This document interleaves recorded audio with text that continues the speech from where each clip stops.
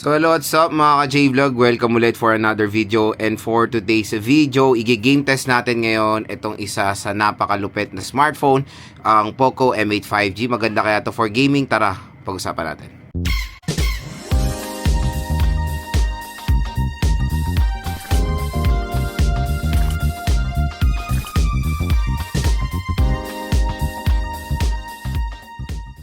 So itong smartphone na to ay merong processor na Qualcomm Snapdragon 6 Gen 3 processor with 8GB 256 of internal storage at 5GB sa ating test like Honor of Kings, ML, Genshin, WoWa at COD. So check natin kung itong smartphone na to ay solid din pang gaming for a price tag na 8 to 10,000 pesos. At kung interested pala kayo bumili nito mga ka-J-Vlog, mura lang to sa ating product link. Dito sa ating video may product link dito sa gilid. I-check nyo na yan dahil pag binili nyo yan dito sa ating product link, meron pa kayong special voucher na up to 1,000 pesos off bukod dun sa discount nyo. So ang SRP neto is 13,000 pesos, pero dito sa online pwede siya makuha ng 8 to 10,000 pesos. Napakamura lang, okay? So first na lalaruin natin is Mobile Legends. So itong ating settings. So map quality, ultra, refresh rate, super at resolution HD. Naka-on ng outline at shadow.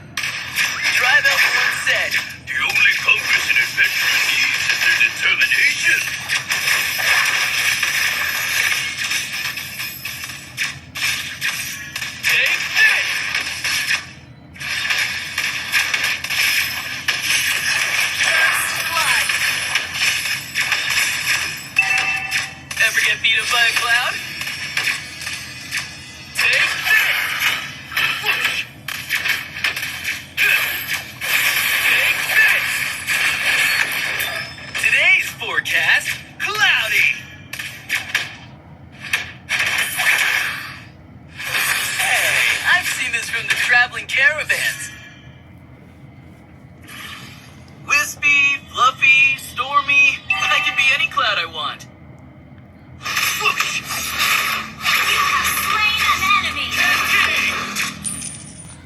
So pagdating sa Mobile Legends mga ka-J-Vlog, sobrang smooth ng performance dyan ni Poco M8 5G. Available nga siya sa matataas sa settings at nakaya niya na walang kahirap-hirap. So yun, makakalaro kayo mabuti ng Mobile Legends dito sa smartphone na to. At sobrang ganda ng display niya. Paniguradong ma-appreciate nyo habang naglalaro ng ML. Ayan, sobrang solid. So next is COD. Ito yung settings natin, both Battle Royale and multiplayer. So graphics natin very high, frame rate natin try natin pag ultra, graphics low, kaya gagawin natin frame rate max. Ayan, graphic quality very high. So yan yung settings natin, both Battle Royale and multiplayer.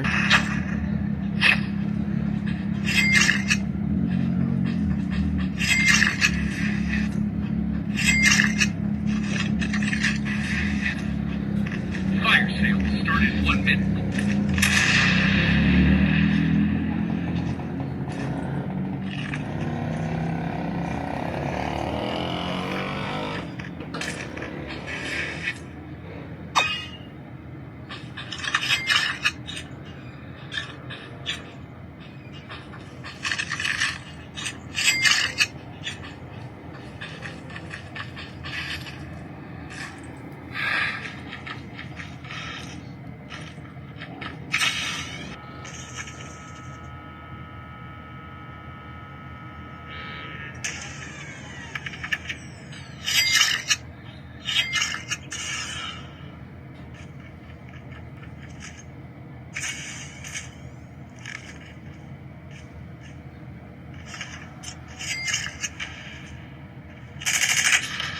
So pagdating sa COD Battle Royale mga ka-J-Vlog, sobrang smooth din ang performance dyan ni Poco M8.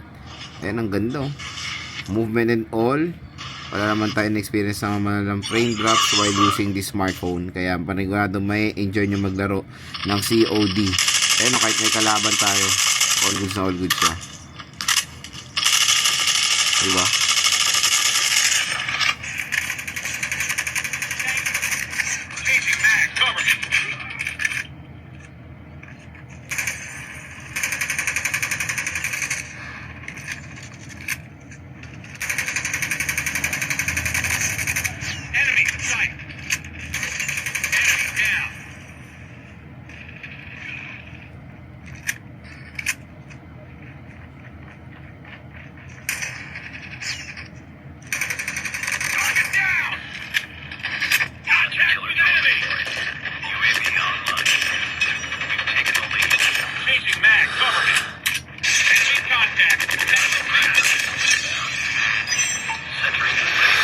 So pagdating sa COD multiplayer, napaka-smooth ng performance dyan ni Poco M8. Tingnan nyo, kahit may kalaban tayo, sobrang ganda ng performance niya. Parigurado may enjoy nyo maglaro dito mga ka-J-Vlog. Oh.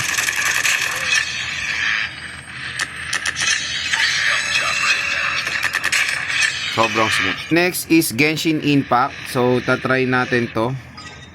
Ito muna tayo sa ibang lugar.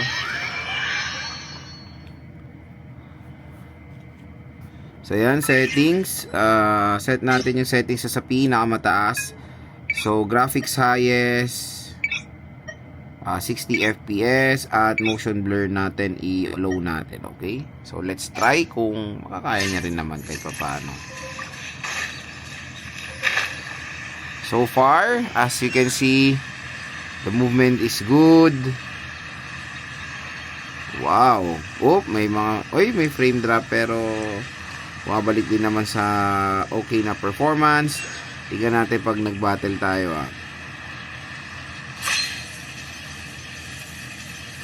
Boom. Bawas ang health. What's the hurry? In fairness sa movement, solid, okay, playable.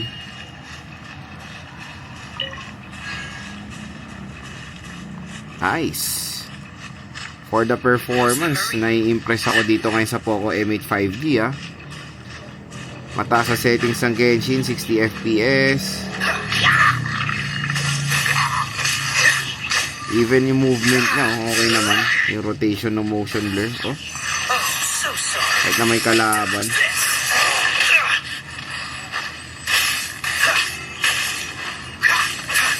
Oh. Solid performance para sa Poco M8. So makikita nyo mga idol, pagdating sa Genshin Impact, playable ang Poco M8 kahit sa mataas sa settings. And so far when it comes sa hitness niya, wala pa ako na-experience na sobrang init sa smartphone.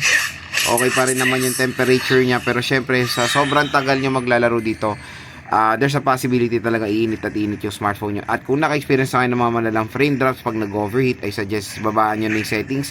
Pero so far sa performance niya, sa high settings ngayon, playable po ang Genshin Impact sa Poco M8. Kahit na may kalaban, napaganda ng performance. So next is WUA. Okay. So set natin yung settings na muna. Ayan, graphics natin nasa quality, resolution high. So ito yung set natin settings. Pag tinasa natin 60, tingnan natin kung makakaya niya. Okay. Apply and leave. Okay. So let's check. Ito yung pinakamabigat na laro ngayon na tinetest ko. Wuthering Waves.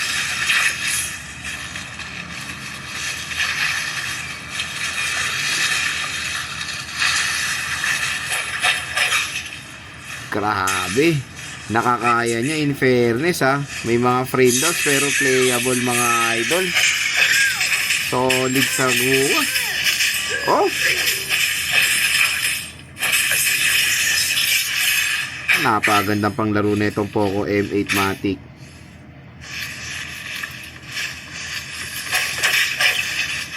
Oh. Minimal na yung frame drops sa ngayon. Pag may kalaban, nakakaya niya rin kahit papaano, di ba?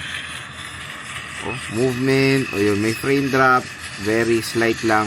Tapos overheating, syempre pag sa sobrang tagal at depende sa room temperature talaga ang magdedepende yung overheating ng smartphone niyo. Ako kasi ang temperature, naka-aircon tayo ngayon, kaya medyo maganda yung room temperature natin, kaya hindi siya nagkukos ng mabilis na overheating. Pero kung sakaling nasa direct sunlight at kunyari nasa outdoor kayo, medyo mainit, there's a possibility iinit talaga na mas mabilis yung smartphone nyo.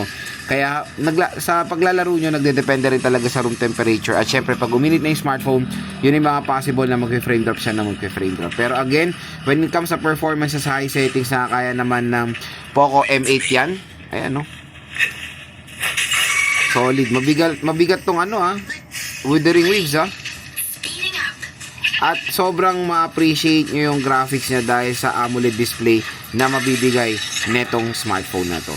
So, Wuthering of Waves, pasado rin sa akin dito sa Poco M8 5G. So, yun mga ka-J-Vlog, yung ating game test dito sa Poco M8 5G. So, the pinaka main question is, okay ba to i-suggest for gaming? Definitely mga ka-J-Vlog, based sa aking game test, lahat po ng tinest nating games ay pasado dito sa Poco M8 5G. So, grabe when it comes sa performance sa mga AAA games, kayang-kaya niyang i-handle mga idol. Siyempre, maning-mani lang dyan ang MOBA games and of course COD. Kaya, yon nakakagulat yung performance niya for a price tag na 8,000 pesos. 8 to 10,000 pesos pwede siya makuha sa online ng ganung price. Solid din pang gaming. Etong si Poco M8 5G. Napaka-powerful ng Qualcomm Snapdragon 6 Gen 3 processor. And iba mga consumers talaga natin, pag bumibili ng smartphone, mas piniprefer talaga nila ang Qualcomm Snapdragon smartphone na meron dito sa Poco M8 5G.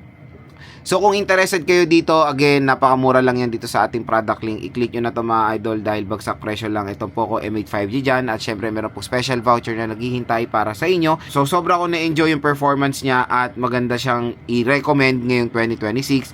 At for me nga, ito yung parang successor nga ng Poco M7 Pro 5G kasi hindi sila nagkakalayo ng presyo. Sobrang layo kasi ng price ng Poco M8 Pro 5G and wala namang Poco M7 5G before, di ba? Kaya for me, ito yung naging successor ng Poco M7 Pro 5G at napaka-solid for gaming. Ang ganda ng display, paniguradong ma-appreciate yung maglaro dito dahil sa kanyang gorgeous AMOLED display.